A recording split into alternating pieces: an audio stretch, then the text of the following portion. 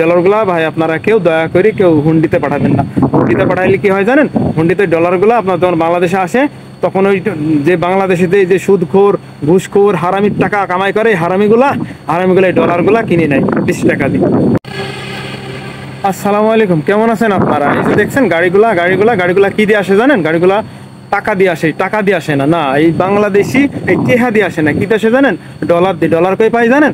Dollar এই যে বিদেশে আমাদের সব ভাই বাবা খালু চাচা মামারা আছে না, এরা কষ্ট করে রক্ত ঘাম বানায় তারপরে ডলারগুলা পাঠায়। তো ডলারগুলা ভাই আপনারা কেউ দয়া করে কেউ হুন্ডিতে পাঠাবেন না। হুন্ডিতে পাঠাইলে কি হয় জানেন? হুন্ডিতে ডলারগুলা আপনার যখন বাংলাদেশে আসে তখন ওই যে বাংলাদেশেতে যে সুদখোর ঘুষখোর হারামির টাকা কামাই করে হারামিগুলা এই ডলারগুলা কিনে নেয় 20 টাকা দিয়ে।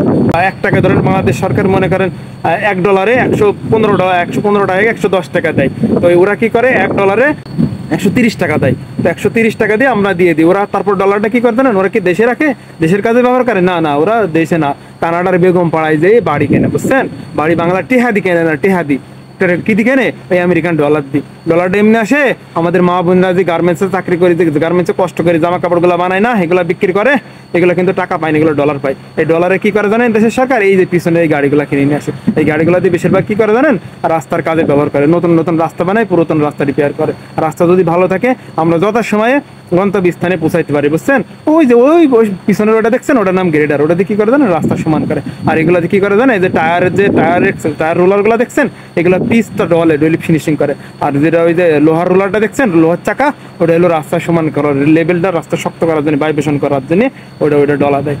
তো ঘটনা হচ্ছে আপনারা কেউ দয়া করে যারা বিদেশি প্রবাসী আছেন, তারা আমাদের জান, আমাদের প্রাণ, আমাদের হার্ট, দেশের হার্ট, আপনারা কখনো হুন্ডিতে টাকা পাঠাবেন না। দেশের প্রতি মায়া জন্মার। দেশটা কিভাবে চলতেছে, এই যে তেল চাল ডাল চিনি, এই যে ডিজেল কেরোসিন পেট্রোল, এই যে সব গাড়িগুলা, তারপর আমাদের যে শিশু বাচ্চাদের খাবারগুলা, এই যে মেন ওষুধগুলো, এগুলো কই থেকে পান? বিদেশ থেকে কাঁচামালগুলো আনার লাগে।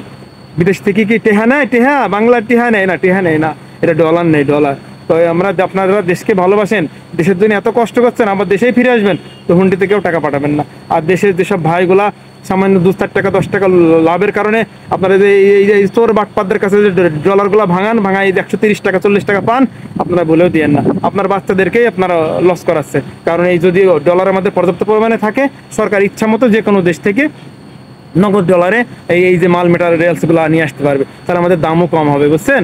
তো ওই জন্য আপনারা কেউ এই চোর বাটপারে হারামি খদ্দের ঘুষ খদ্দের সুদ খদ্দেরকে এদের সাথে ডলার ভাঙাবেন না। ডলারগুলো দেশের সরকারের কাছেই থাকুক, দেশের প্রয়োজনে গাড়ি লাগুক, দুধ লাগুক, তেল লাগুক, পেট্রোল লাগুক, যাই লাগুক ইচ্ছা মতো কিনতে পারবে, ওষুধ লাগুক কিনতে পারবে। তো ঠিক আছে, এই জন্যে দেশের প্রতি মায়া বোঝেন, মায়া বোঝেন।